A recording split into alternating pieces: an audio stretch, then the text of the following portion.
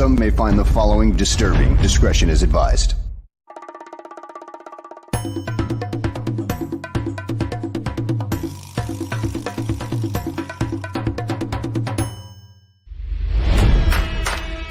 Never before in the history of sports podcasts have two men brought you opinion and analysis like these two.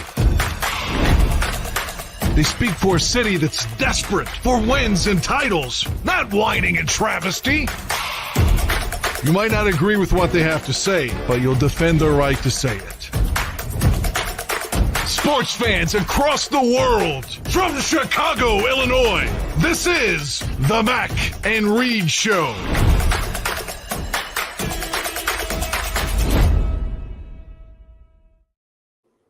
What's happening, everybody? Welcome in to another edition of the Mac and Reed Show right here on the Barroom Network. Good evening to those watching live on YouTube, of course. Feel free to chime in as we go through our fair show. If you've missed any of the previous Mac and Reed episodes, the audio-only versions are on Spotify, iTunes, wherever you get your audio.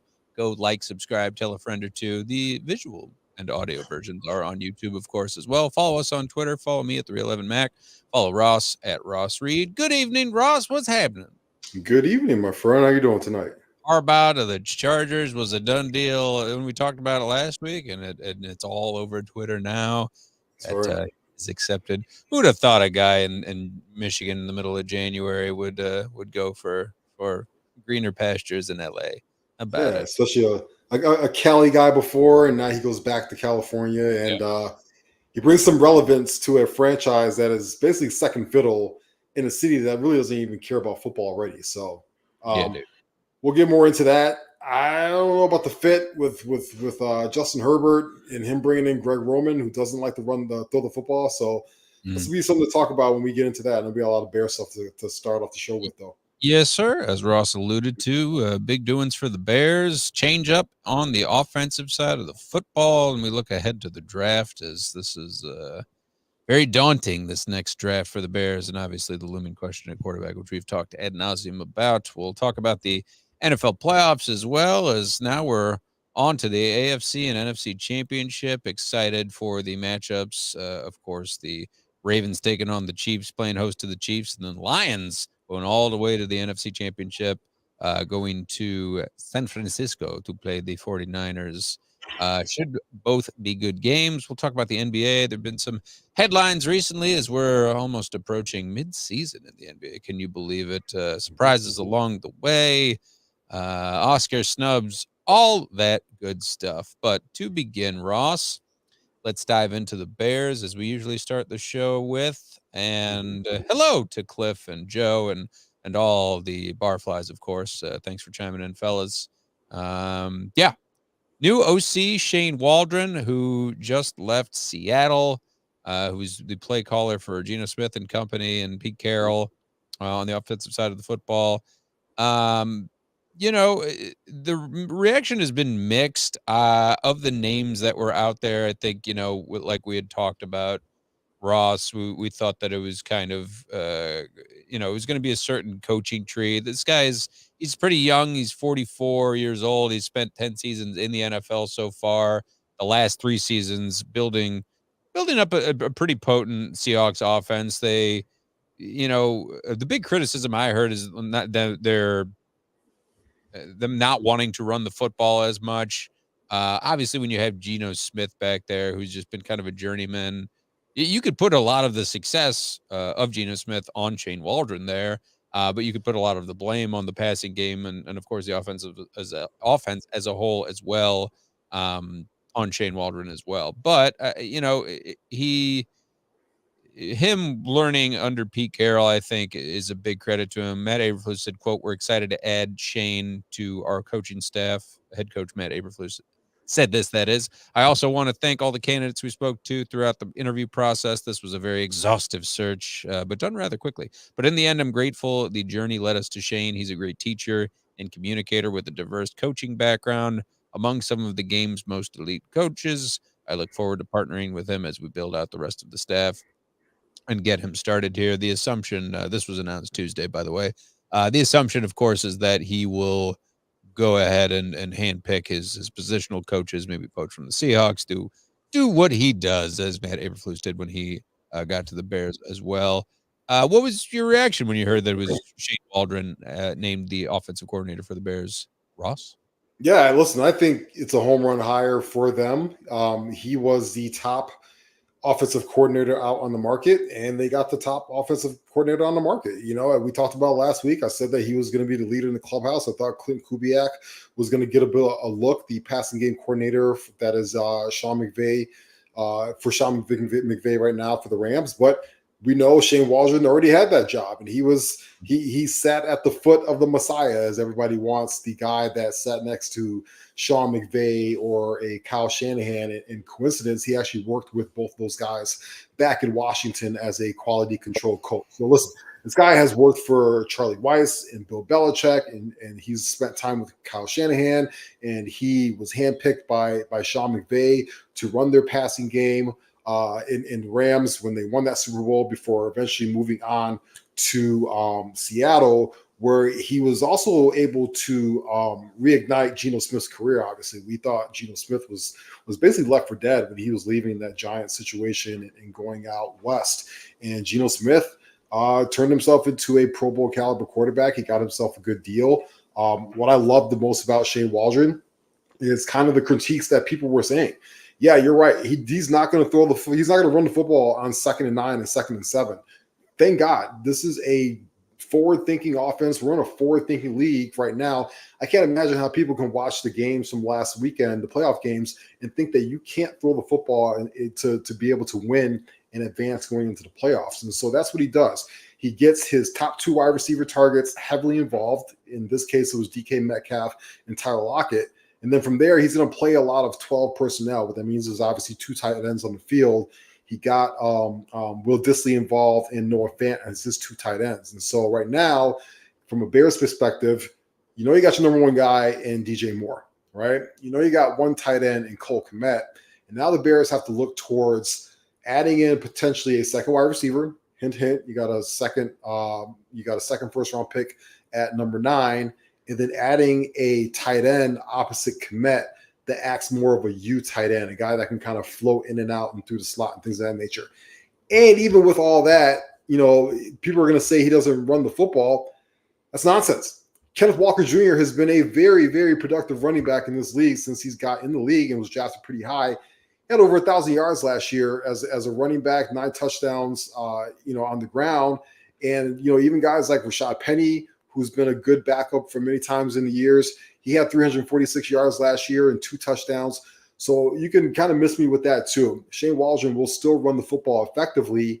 And I think it's a home run hire for the Bears. And, I applaud Matt Eberflus for going out there and getting the top guy in the market, despite the fact that, as we know right now, Eberflus is a lame duck head coach going into this season.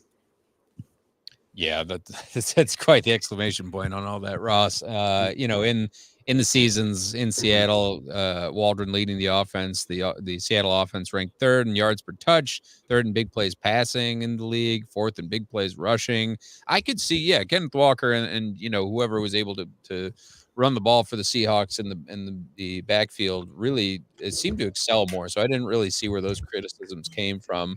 But that big, plus for Waldron is certainly the way he was able to revitalize Geno Smith, his career in Seattle, and the way he was able to put up pretty good points and pretty good stats, averaging over 20 points a game and over 300 yards in a game as well. It speaks volumes to the way he was able to do that in a tough division, going against the 49ers and going against the likes of Rams and company. So, I'm very optimistic as well. Obviously you talked about all the needs that the Bears have, and they're going to address them mostly in this draft because it seems like they have 1,000 picks, but the most important one being number 1 overall still remains to be seen what they do with that. So that's the next domino to fall. You would think the big news that would come from the Bears is what they're going to do with Justin Fields really spells out what they will do with number 1 overall. I can see both ways. Justin Fields certainly thriving with Shane Waldron calling plays for him because it's night and day between him and Luke Getsy. But obviously, you can see that Shane Waldron is in a great position in the prime of his coaching career to do a lot with Caleb Williams as well. And I know, Ross, that you've been on record that it looks like Caleb Williams are bust, and there's just very little chance that Justin comes back. What can you say about his relationship and the way he would be able to build up a young rookie quarterback like Caleb Williams? Yeah, I mean, I think a lot of us wanted a whole brand new regime from top down, from head coach to offensive coordinator going down to pair with the rookie quarterback. Obviously, Matt Eberflus is coming back, but in my opinion, this is the next best thing because Shane Waldron will essentially be your head coach of the offense. And he's going to be a guy coming in. He's going to be fresh eyes. He's going to be fresh system, but this is literally the system right now that Caleb Williams is working with quarterback coaches out in California learning right now. So he's going to be walking into the situation already knowing this system. That's obviously if Caleb Williams is the pick. I'm assuming that he's going to be the pick in the next quarterback of the Chicago Bears. And then also with that, Shane Waldron brings in a multitude, as he's still working on it, of high quality top end assistants that he has a lot of camaraderie and continuity with. He's already talking about bringing in Chad Morton and Sanjay Lau and Kerry Joseph. These guys are going to basically take care of your passing game and your running game. The Bears are keeping their offensive line coach from last year. So I think it's a home run. A part of what I love about what Shane Waldron does as an offensive coordinator is, when you look at average depth per drop back last year, Justin Fields, one of the worst in the NFL. He had one of the worst, which means he had one of the deepest drops in the NFL, which means that also equates to holding onto the football very long, trying to wait on really slow routes to develop, and you take sacks, you get fumbles, you force a scramble out of the pocket. It's usually a recipe for disaster, especially for a young quarterback. Guys like Tom Brady and stuff like that, they can maneuver around it a little bit better. Shane Waldron's offense, his quarterback historically has been in the top 10 in average depth per drop, which means he wants you to hike that football. He wants that football out of your hands within 3-4 seconds max, right? Boom, get it, throw it, get it, throw it. He wants these receivers open on short, quick routes. We've all seen DJ Metcalf before on Sundays. This guy gets the football 8-9 yards down the field, and he'll take it to the house, right? That sounds very much like what DJ Moore can do, or a guy like Roman Duze if they want to draft him. But he'll still take his shots down the field. He's going to work the middle of the field a lot with his tight ends. That's something that the Bears have struggled with Luke Getsy and Justin Fields. So even if Justin is the quarterback or if it's Caleb Williams, he's going to put one of these young quarterbacks in a better position to get rid of the football quickly and get it into his playmaker's hands. And that to me is a home run. There it is. I like that analysis, Ross. And, it's tied in again to the talent that is going to be pulled from the draft. And if it's number one, which it is, number one overall pick from the Panthers, it looks like the Bears going quarterback. So, you've floated the name of Brock Bowers out there a lot, and what the Bears do with what is it, number 9 overall after that? Number 9. Yep. They got 1st and 9. Yep. Yeah, 1st and 9th overall. And then, it depends on what happens, obviously, with Justin Fields, if you're able to trade him to potentially, get more 2nd-round pick, 3rd-round pick, whatever Fields' worth is to other teams. That's very curious. But, looking in that top 10, you talked about addressing wide receiver or tight end. If Brock Bowers isn't, say, available, is there another guy that sticks out to you that would be can't miss for the Bears at number 9? I think to me, if you're looking at number 9 overall, I would power rank it as, obviously they would want a guy like Malik Neighbors. I just don't think he's going to be on the board by the time number 9 rolls around. I think a team like the Giants are going to be able to snag him. I believe they're picking at 5. But then you go to the 3rd best wide receiver on the board, and that is Roman Duze. This guy's 6'2", 6'3", 215 pounds out of Washington. He's a tough, physical, explosive football player. He's the perfect complement to me outside of DJ Moore when you want to be able to grind it out in the middle field, but also get physical and push the football down the field with explosive plays. And then from there, we talk about Brock Bowers, right? Brock Bowers, he's tight end, but I don't really consider him a tight end. I consider him, all the off-field stuff aside, but I remember from when the Patriots had Rob Gronkowski and Aaron Hernandez, he plays more of that Aaron Hernandez role where you can move him around the field, you can put him in the backfield, you can put him in the slot, you can put him in line, you can put him on the outside, and this guy's going to be able to be explosive. He's a matchup nightmare because safeties and corners are too small, and linebackers are too slow to cover him. So that's going to be an option.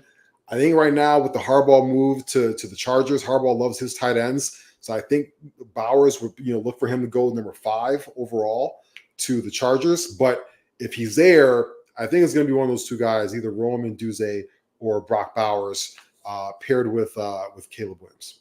Yeah, and it looks like, again, I feel like every year we see this where it's a pretty good wide receiver class between Marvin Harrison Jr., Roman Duze and Duze and Malik Neighbors. So they could easily go within that top 6, you would think, because the Giants certainly need a weapon, around Daniel Jones or whoever they trot out at quarterback. And like you alluded to, the Chargers certainly could use a guy like Duze or Neighbors in there as well. They're the wild card. They're the wild card because, now to me, the game changed a little bit with Harbaugh coming in. Harbaugh notoriously is not a guy who wants to really push the football down the field, which kind of doesn't make sense to me because he's got Justin Herbert, who's like a Lamborghini. You should be driving that thing 200 miles an hour. But Harbaugh wants to run the football. He wants to do a lot of ball control, play action, get it to the tight ends. That's why I lean Bowers, but they are the wild card team for me as to where maybe that second or third wide receiver will go. Because you assume now Marvin Harrison Jr. will go to the Cardinals at number 4 overall. And then the Chargers are right at 5. I've watched a lot of tape on Bowers too, and I mean it's paramount that you have a guy like, you're seeing it's very lucky like Baltimore that they have a tight end like Likely when Mark Andrews went out and he's been playing his ass off. But you look at the other teams in the AFC and NFC championships, phenomenal tight ends. You have Laporta for Detroit. You obviously have George Kittle, who's an all-pro guy for the 49ers. And it's just incredible what they've been able to do. And I gotta say too, who doesn't get talked about enough. and you brought up the right name for me because the word tight end should be used as loosely as possible. I hear people all the time saying, we got a comment here saying, think of that Ryan Post would take a tight end in the top 10. Get a fucking playmaker. You need a playmaker. I don't care what position you want to call him. Travis Kelce hasn't been a tight end in like 8 years. Travis Kelce ain't blocking anybody. He's not Rob Gronkowski. He's not like those old school guys. He is a wide receiver that just happens to be about 245 pounds. You need playmakers on offense. You can't tell me end of the year when you saw DJ Moore and then you saw a bunch of dudes because Darnell Mooney was hurt and there just wasn't enough options on there that you can go into next year saying that you're happy with where you're at. Right? You have to get playmakers on offense. I don't care what position you want to call him. You want to call Brock Bowers tight end. You want to call him a big wide receiver. I don't care. The guy's a playmaker. He makes plays. He's absolutely unbelievable. Get playmakers on offense, especially, I don't care who the quarterback is, if it's Fields or Williams, they need high quality young talent to throw the football to. For sure. Like, again, mentioning those teams, look at how the Ravens have built out their offense. They just have a embarrassment of riches. The Lions, too. Just look across the board. Drafting Jahmyr Gibbs early on really did them all the favors in the world. And, of course, 49ers, who are like the class of these 4 teams left now, besides the Chiefs, who have obviously the best quarterback in the league right now. And obviously there is that potential for an edge rusher. I don't think you could discount that. And there's a lot of names being floated around there, but we'll see. I did want to give a shout out to Tyreek Stevenson, who did have, a great rookie season, 65 solo tackles, first among rookies, four interceptions, first among rookies, 16 pass deflections, and 2 forced fumbles, tied first among rookies. He was named the Bears rookie of the year, and rightfully so. I mean, between him and Darnell Wright, those are 2 very good pieces to have on either side of the football right now. It would have been a toss-up between Darnell Wright and Stevenson for me, but I'm excited to see him play more meaningful snaps going forward because he made his presence known often, this past season. He did. He had an outstanding rookie season, and you bring him back with with Jalen Johnson. We all feel confident at this point that some kind of deal is going to be able to get done in the offseason. And Darnell Wright made Pro Football Focus's all rookie team this year as a starting right tackle. He's only going to get better as a young guy. I really like what Ryan Poles was able to do in the draft last year. I think Zach Pickens is going to be a good player. I think Gervon Dexter is going to be a good player as well. I like Terrell Smith as a backup corner. He hit a home run with that rookie class, which is why, to me, going into this offseason, into the draft, for me right now, he gets the benefit of the doubt. He gets all of the, he gets a lot of slack right now with whatever decision he wants to make. And I do want to pivot back to the never-ending, exhausting quarterback conversation that we have. You have to. You have to. But he deserves the benefit of the doubt right now. He's actually put together some pretty solid draft classes. You even look at when Jaquan Brisker can stay on the field healthy. He's a good safety. And same thing with Kyler Gordon. He's a good safety as well. So, at this point, you feel pretty good about what Ryan Poles can make his decisions in the draft. So if it is a guy like Brock Bowers or Roman Duze, or even if it's Lotu, the edge rusher out of UCLA, I feel confident right now in his decisions. Sports Chicago style. Rename this show to Couch Time with Evan and Ross. I got Come talk Bears with us. You got a Squishmallow? Of course you know what Squishmallow is. Look at you. Yeah, I got a damn kid. I got two of them. Yeah. My daughter was introduced to Squishmallows by our friends in Denver, and now she's never looking back. We got a lot of Squishmallows in this house. Your kid has a problem. That's his crack. The Squishmallows. My kid's crack right now is Fortnite. that's every kid's crack. Jesus Fortnite Christ. Is buddy. I saw one of the other barroom shows. I'm sorry, I can't remember the name of it right now, but the headline was Bears' biggest draft is upcoming or something to that effect. And this very well could be. It's certainly the biggest one we've seen in a long time because of the looming question at quarterback, but you figure this is obviously, we talk about it a lot, that make or break situation for Ryan Poles, building off the success he had from this last draft and what to do with that number one overall pick, whether you get a quarterback or whether you go and try to stockpile more draft picks. If you turn it into a similar haul that you did last year, you're looking good, but whatever you do there will obviously determine what your future looks like between this team and any success that they have. So, it's a ridiculous question, but is this the biggest draft that you've seen in a while? And you think the implications are right there, Ross? It's the biggest draft in franchise history, in my opinion, because what you do with this pick will dictate where this franchise goes to me within the next at least 10 years, years. But it's the biggest. You have to nail this decision. And obviously the decision is, what are we going to do around the quarterback situation? Are we keeping Justin Fields and building around him? Or are we drafting Caleb Williams and trading Justin Fields for, maybe a late first round pick, second round pick, whatever the compensation will be? That now becomes the single most important decision in franchise history, because you cannot screw this up. You have to hit this regardless of what you do. That's why it makes it such a fun conversation sometimes, and but such a very difficult decision for Ryan Poles. Yeah, I agree with you. It's huge for the franchise when it's just been inconsistent year after inconsistent year, especially quarterback, when you think of the names that have been floated around and how close you've gotten and how you just never have had a 4,000-yard passer. It just, you look around the division too, and having Detroit, and I know Packers went out last week, but it seems like they have their franchise quarterback right there in Jordan Love, and that's a huge key to success. I don't care what else you do. We've seen it too many times where, despite how good the defense is, unless you're the 85 Bears just doing all the scoring and just mauling offenses, you harken back to the Super Bowl run, and they had to do a lot of the scoring themselves.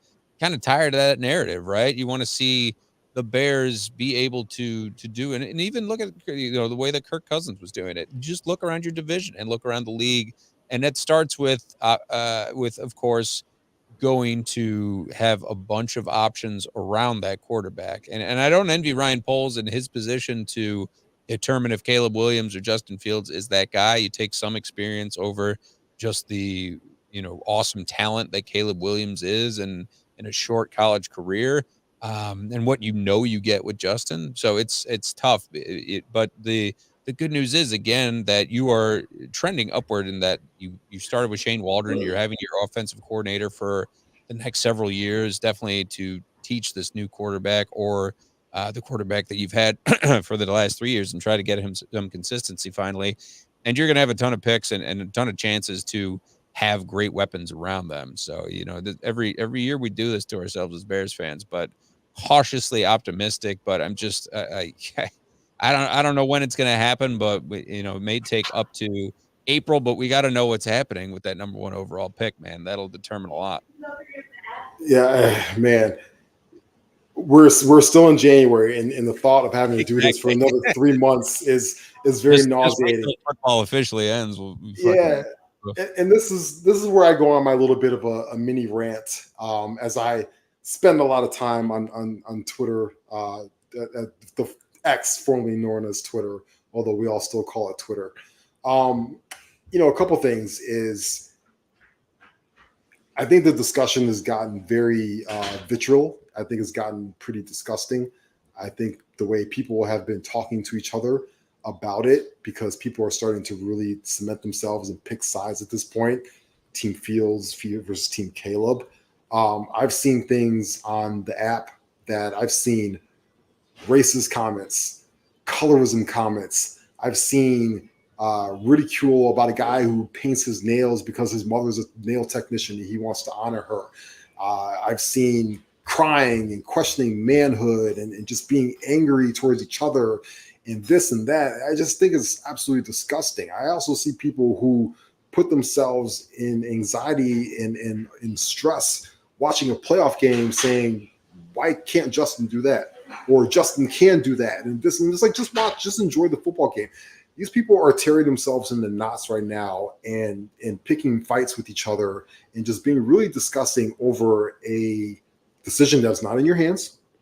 You don't know what the outcome of that decision is going to be. And we don't know what the right decision is either way. So you really, in my opinion, can't dig in on either side and say what the right decision is. And then most importantly, in addition to not treating each other poorly, is I don't like the way people are talking about both of these kids, because I love Justin Fields and I love Caleb Williams too. I am team both of those guys. Yeah. Exactly. And the way that people are talking about these two young men that they don't even know, and they're being so disrespectful to them, and they're saying disrespectful things and that nature, I think is absolutely disgusting. And I think it needs to stop right away. If Caleb Williams so happens to be the quarterback for the Bears come April and Justin Fields is to move on, I love Justin. I will root for him every single time, except when he plays for the Bears, and I will welcome Caleb Williams with open arms. And if Justin is still the quarterback in April, flip that whole thing. Caleb is going to be awesome and fun to watch you. You're going to be on my little box every Sunday in the Red Zone channel, and I will love Justin Fields. But we have to take the anger and the resentment and the hatred towards each other and these two young men out of this conversation. I just think it's so disgusting and so disrespectful. And the fact that we have 3 more months of this is absolutely just, it grinds my gears. It just drives me nuts.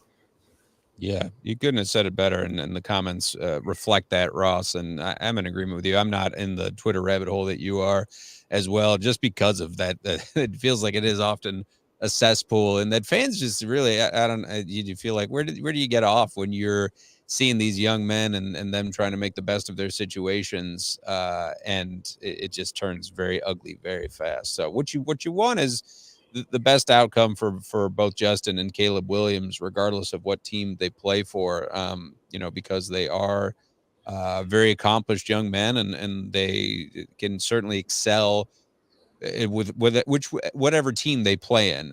So I'd like to see that. Obviously, from the Bears fan standpoint, just why are you don't have to bring race into it. You forget that it's a game from your standpoint. These guys obviously are playing for careers and trying to maximize their careers and taking hit after hit so you can enjoy your Sunday on the couch. And now you just have to wait and see, like the rest of us, right? Yeah, absolutely. Yeah, well, let's move on, Ross, and put a pin on it there with the Bears, and we will talk about the NFC and AFC championships. And I mean, we'll have to obviously give a shout out to the Buffalo Bills and the other teams that came up on the losing end, and Tampa and the Texans and the Packers, not so much the Packers, but but it was an exciting weekend for the divisional round. Just going back to that real quickly. Obviously you see that the Ravens are playing real tough at home and are perhaps the class of the AFC right now. And CJ Stroud could only do so much against that Ravens defense that is just dynamite right now, led by Roquan Smith, the former Bear, who is playing out of his mind, playing like Ray Lewis without the murder. And then the 49ers, drop that in there. 49ers in a great game against the Packers. Again, going back to Jordan Love, just leaving it all out there. Future looks real bright for the Packers. That's going to be tough for the Bears to play as usual. Christian McCaffrey, though, what a weapon he is. And there was a lot of vitriol for Brock Purdy. We'll talk about that in a moment. I don't like that either. Yeah, I'm not sure I like it either, Ross. Jared Goff getting his team over the hump to the NFC Championship game, perhaps to their first Super Bowl forever, perhaps first Super Bowl win, I should say. In a scrappy Bucs team where it felt like Baker just was Mr. Never Say Die with 3 touchdowns, almost 350 yards. He was great. But the Lions held that game out, and then the Chiefs, again, the hatred for like a Josh Allen was just so misplaced for me when I saw how he had put his team into a position to win repeatedly, and unfortunate. And again, going back to fans, you could boo the kicker all you want, but dude, do not take it personally. This is a guy who practices this moment repeatedly. Things happen. It's a game of inches. It's a game of certainly adapting to the elements, and he just missed wide right for whatever reason. Should not get hatred for it. I think I did see some good things where Chiefs fans were donating to a charity foundation that he was a big part of, so that was a cool thing to see. But all these teams certainly deserving, these 4 teams of the position they're in. I'm not sure we would have picked Detroit to go this far, but here they are playing against the Niners, who we definitely would have picked. I know Ross is picking them to go to the Super Bowl. And then on the opposite side, the Chiefs and the Ravens. But let's talk about Josh Allen and Brock Purdy and how, I feel like they have to be mentioned in that top conversation. And it's not just Josh Allen, especially because I've seen the way he plays and the way he is able to use his legs, and he made some big time throws. The throw, I forget it was in the corner of the end zone, front corner of the end zone, was just unbelievable. Obviously, when he's putting his body on the line like that, like a running back, is you can't ask for more than that. And Brock Purdy, like he's shown his ability to bounce back from his down performances. And, you can't just say they're winning despite him, something like that, because he has made big play after big play. Again, both those guys, big credit to them for how far they were able to take their teams. Obviously, Brock Purdy getting a little further there. But your thoughts on it, Ross? The Chiefs drives, starting in the second quarter, going to the fourth quarter, it went field goal, touchdown to start the second half, fumble by McCole Hardman that should have been a touchdown, goes to the end zone, touchdown by Isaiah Pacheco to end the game. That had nothing to do with Josh Allen. Josh Allen was doing what he was supposed to do. Blame your fucking defense. The defense decided not to show up against that Chiefs offense at home, and they didn't get stopped. So the only time they got a stop was because McCole Hardman decided he wanted to fumble the football through the end zone. I thought Josh Allen was absolutely awesome in that game. I thought his wide receivers let him down. Stephon Diggs, who was supposed to be a top 10 wide receiver, drops a dime in the fourth quarter that really could have put a lot of pressure on the Kansas City Chiefs. And, I thought Josh was awesome. And I thought Josh was playing, especially in the fourth quarter, like a guy that knew he needed to push the envelope a little bit because Pat Mahomes was not going to stop. That offense was going to keep going on the field and keep scoring. And so anybody that wants to put blame on Josh Allen for that, I don't see it. I thought he was awesome in that football game. And I actually agree with Sean McDermott. I think that they don't need to blow it up. I think they are very, very close. When you look at some of the guys, especially on defense, you look at a guy like Von Miller. Von Miller got paid $14 million this year. You know how many sacks he had this season? 4. 0. Damn, He had 0 sacks this season, and he only had about 20-something tackles or something like that. That's just not getting it done. Yeah, he's over the hill. Get him. Yeah, and so the Buffalo needs to look at their defense. They need to retool that thing. They obviously need to get another wide receiver out there because I don't know what the hell happened. Stephon Diggs was a shell of himself all year long. They didn't have Gabe Davis in that game because he was injured. They got something in the Shakir kid. That kid can play. I like him a lot. That's the catch I was referring to. It was unbelievable, and Yep. So get another wide receiver opposite Stephon Diggs, shore up that defense, and they'll be right back at it. I actually think that they would be the favorites to win that division next year. I think Miami continues to show you that they're frauds because I don't trust the quarterback in that situation. So I think Josh Allen is absolutely awesome. And, we can, what's the next game we're talking about? The 49ers game? Yeah. Yeah. I mean, look. Brock Purdy. Yeah. Look, I like Brock Purdy a lot. People want to call him a game manager. People want to call him this. Sometimes Brock Purdy makes some dumbass throws. Sometimes he makes some dimes, right? But I think the biggest thing with him is he typically doesn't show a lack of poise on the football field. And I thought that was an ugly game. You can clearly see that he is not built to play in those kind of elements. He's got smaller hands. He went glove to start the game, took the glove off, was screwing around, couldn't get a grip on the football. Even with all that, when it came time to get the game-winning drive, what did he do? He stayed cool and calm. He made those simple layup throws he needed to, and he got the ball in his playmaker's hands and let them go out there and win. So people can keep calling him a game manager and not good and this and this. Guess what? That was one win away from the Super Bowl. And I think if they get to the Super Bowl, they might be the favorites to win that whole thing. That's how that good that team is. He is team, don't fuck it up. That's all he is. He's the quarterback.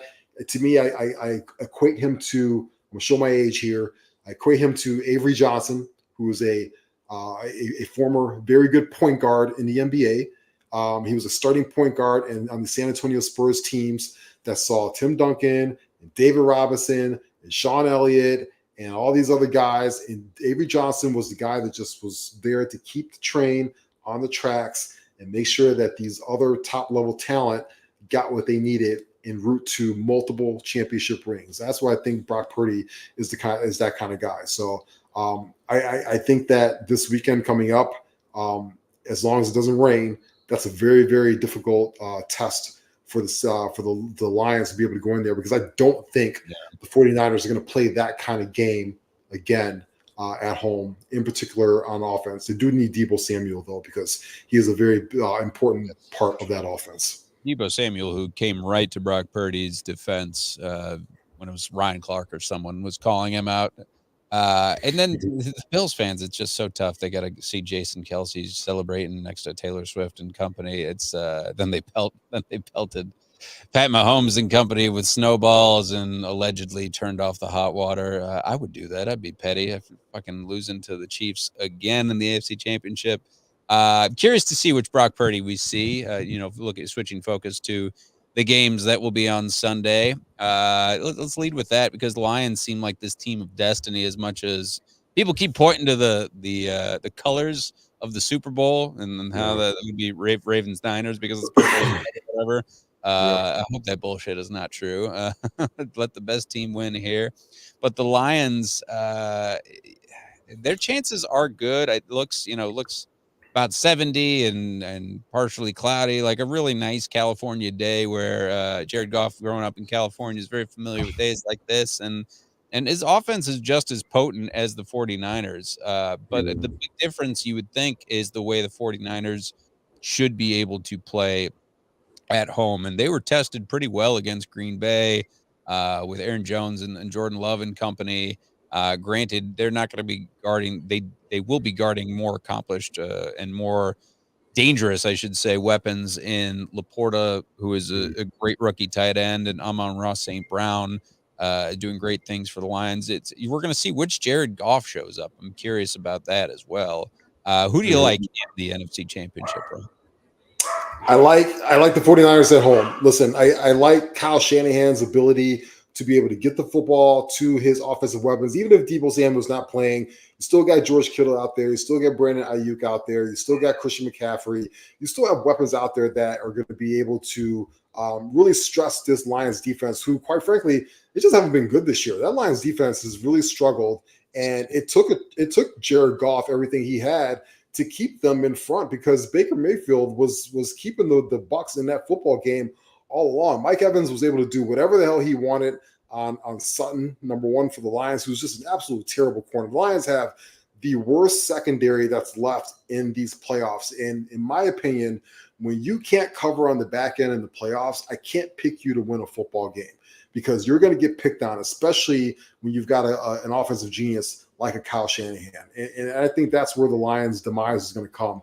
On the flip side of things, the 49ers basically built this defense to go out there and go after a guy like a Jared Goff, right? You're going to get Bosa off the edge. They brought in Chase Young, who hasn't been as good, but he's still been solid. You got guys like Fred Warner, who's going to be able to put pressure. That's and Greenlaw is out there as well. He's the one that had the interception on Jordan Love to cap the game last week. I just like this 49ers defense better against Jared Goff, and I like Kyle Shanahan's ability to scheme the matchups that he wants in better weather and really put pressure on the Lions. I think the line right now is like 49ers -7, something like that. That's exactly I wouldn't right. I wouldn't be surprised if the 49ers won this by a full touchdown. There you go. Ross's betting insight as usual. But yeah, no shortage of great weapons. The duel of running backs and how dynamic these running backs are. We know that Christian McCaffrey is as good a receiver as a runner, but he's just been awesome for the Niners this year. And then you'll be able to see a familiar face in David Montgomery, who's been the bruiser, and then Jahmyr Gibbs shows that he has got some speed, and he's just a great young quarterback, a great addition. So that 1-2 punch of those two could certainly elevate the Lions. We shall see, but they're going to have to be perfect. Like you said, Ross, I don't think outside of Aiden Hutchinson, that pass rush has not been very consistent for Detroit. And, they have to play against Hutchinson. Will probably have to go up against, one of the toughest left tackles in the league, and Trent Williams, and trade off against the right tackle as well. And the rest of that offensive line that paves lanes repeatedly for Christian McCaffrey and company. The big question mark, of course, is if Deebo Samuel will play. And I'm pretty sure, he's been a partial participant. I'm pretty sure he would play in this game. I think he's fired up. I think he benefited from resting last week. I think he's ready to go, at least in a partial aspect. So if they got Deebo, Ayuk, and Kittle and McCaffrey going, I just don't see any way around the Niners winning it. But crazier things have happened. On to the AFC Championship game, which is the 2 p.m. game. And Chiefs are back here again, man. And I know a lot of people are certainly sick of the Chiefs point, but people get sick of dynasties. People were sick of Brady and the Patriots, and the way they are just repeatedly winning. What's more unbearable is the Taylor Swift presence, but the positive aspect is her bringing football to young girls everywhere, and yada yada yada. And Jason Kelsey is now going to be like the new mascot for them as well, which is kind of a cool storyline. I mean, I'm all for just the better team winning here. I mean, the Ravens, we've seen Lamar Jackson and how great he is.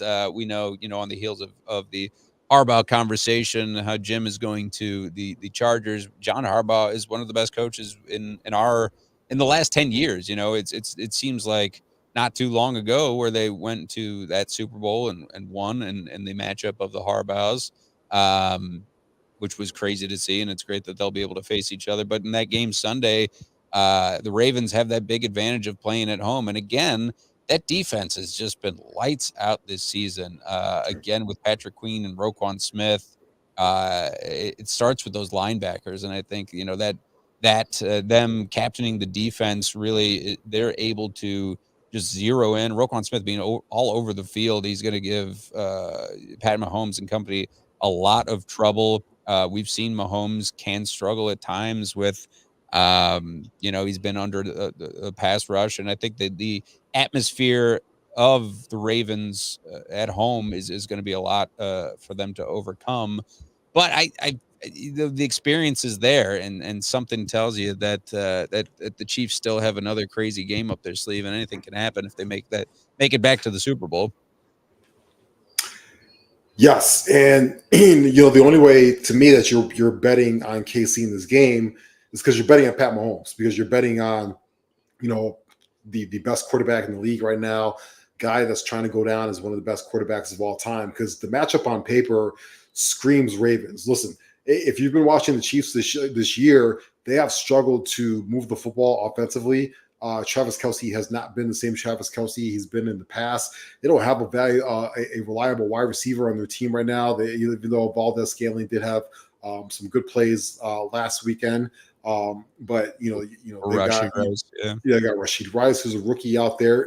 It's been a lot of playmaking ability by Pat Mahomes and a lot of Isaiah Pacheco.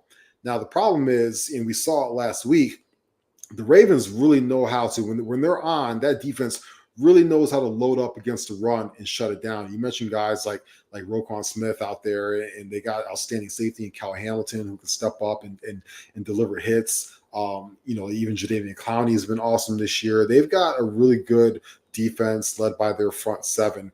And if Isaiah Pacheco cannot get going in this football game, I just don't know how the Kansas City offense is going to be able to score points on the road in a very, very hostile environment. Texas players were saying that was the loudest they've ever heard a stadium before in their lives last weekend. And it's only going to get rowdier this weekend. I heard Ray Lewis is going to be there. Ed Reed is going to be there. They've got tons of stars are going to be there. T-Pain is performing at halftime. So of course he is. So Baltimore is going to be rocking this weekend, and good for them. They deserve it. I love that city. I love that franchise and what they do. And then on the flip side of things for KC, they're a little banged up. L'Jarius Sneed came into that game last week banged up. He left for a little bit, came back. Willie Gay has been banged up. And when I look at it, it's like, how are you? This is the same Kansas City Chiefs team that allowed the Raiders to beat them without Aiden McConnell completing a pass in the entire second half of a football game. And they lost at home in that regard. And now all of a sudden, because they couldn't stop the run, and the Kansas City Chiefs have struggled to stop the run all year round. And guess who shows up on Sunday? Lamar Jackson, who is the most dynamic running quarterback that we have in the league right now. What he did to that Texans defense last Saturday was just surgical. It was absolutely amazing. And he's going to be looking out there. This guy's the current MVP of the league right now. And it's going to be really tough to bet against him. Right now, I know the Ravens are the favorites. I can see either team winning. But if it's the Chiefs winning, it's because Pat Mahomes goes complete Pat Mahomes Super Saiyan ability and takes over the football game. Otherwise, it might be a heavy dose of Lamar Jackson and that defense really shutting down the Ravens defense really shutting down that Chiefs running game.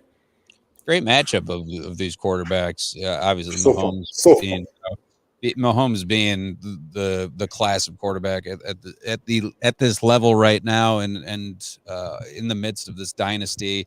But Lamar Jackson right there, and the way he has elevated his play and his team this season has been really impressive. Like you said, being the MVP front runner and dealt with injury after injury. Mark Andrews I mentioned, but just to start off the season, losing to J.K. Dobbins or your whoever you put out there at running back, he's still able to go and find a way for the team to win. I think that home field advantage is obviously huge. I do think that the Ravens defense just will create more opportunities, and I just see no way around a Niners and Ravens Super Bowl. I think that's the pick, Ross. What do you got?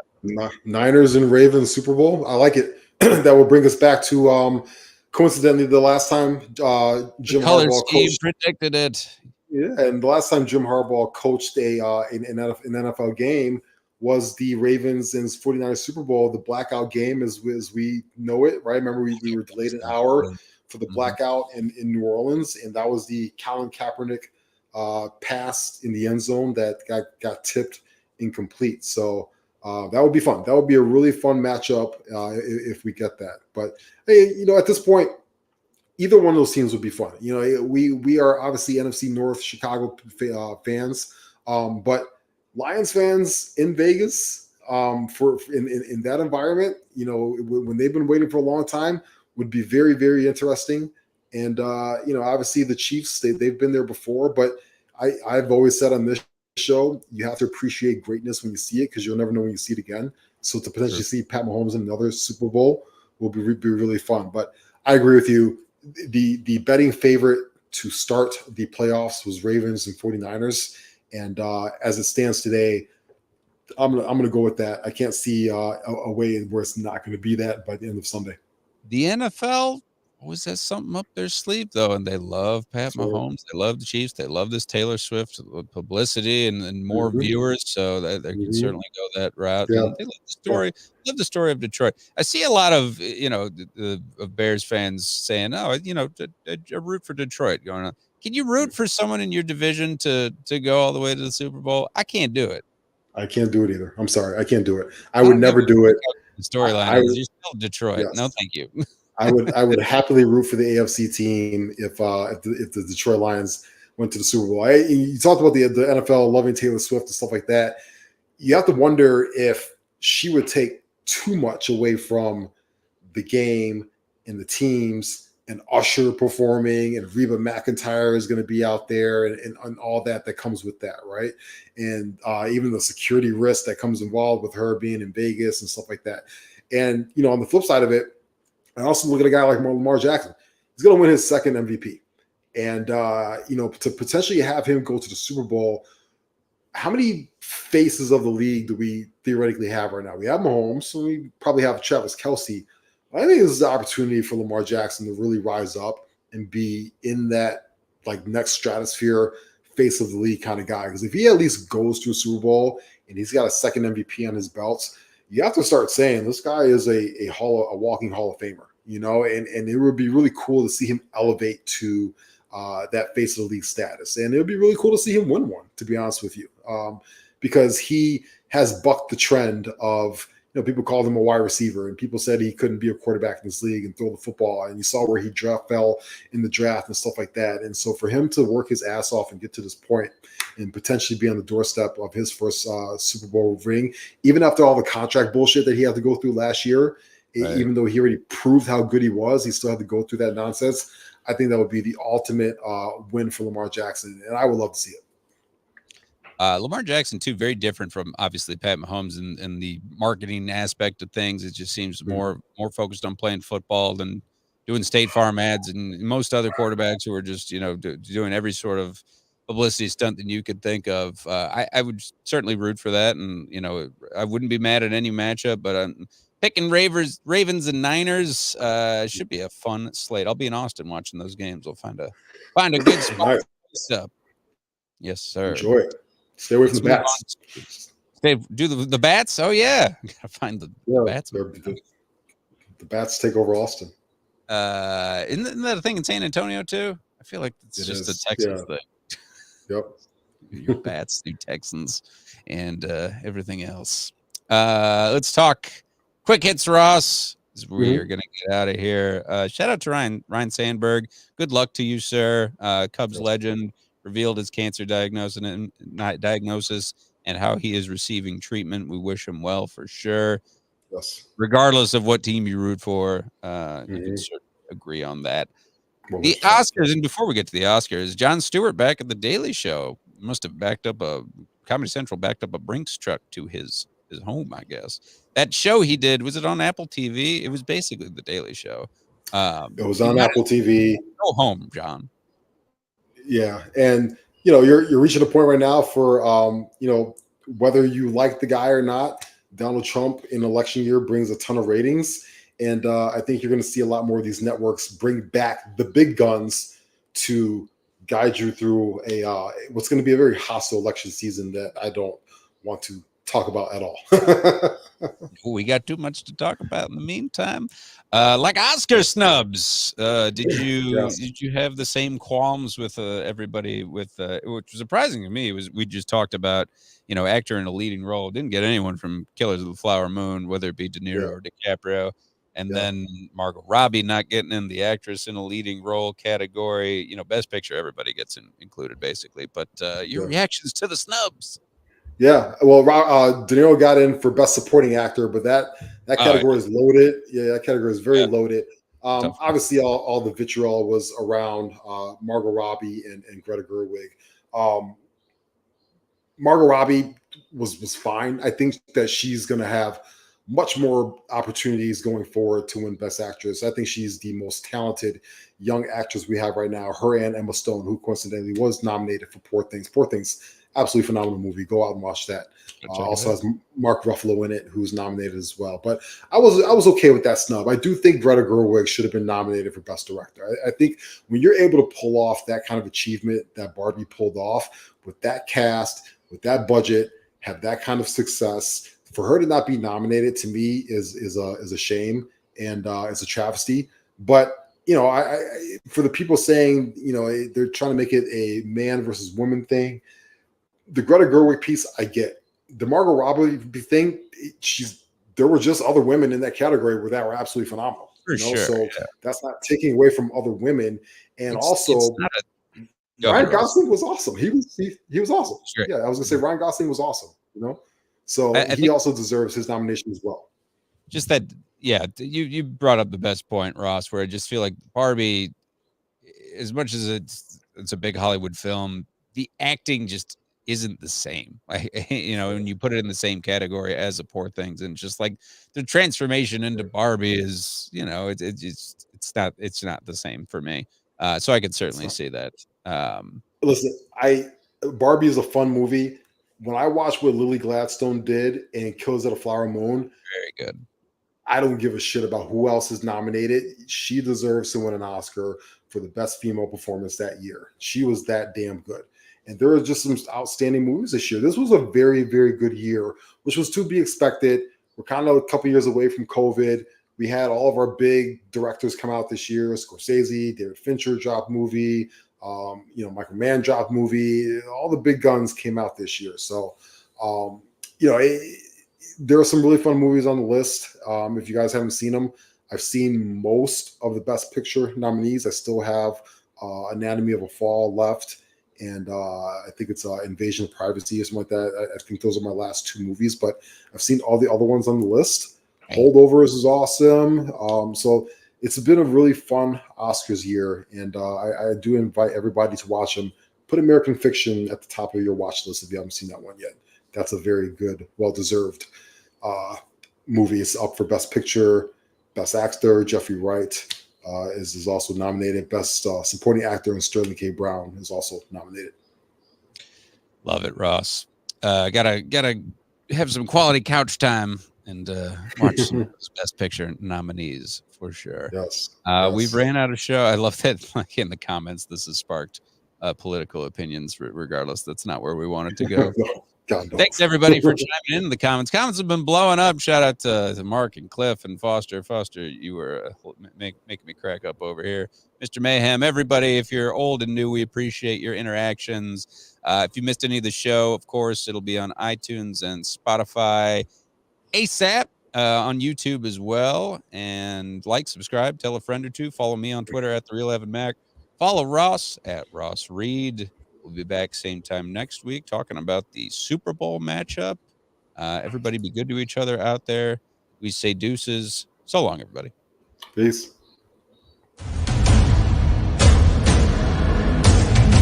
We'll be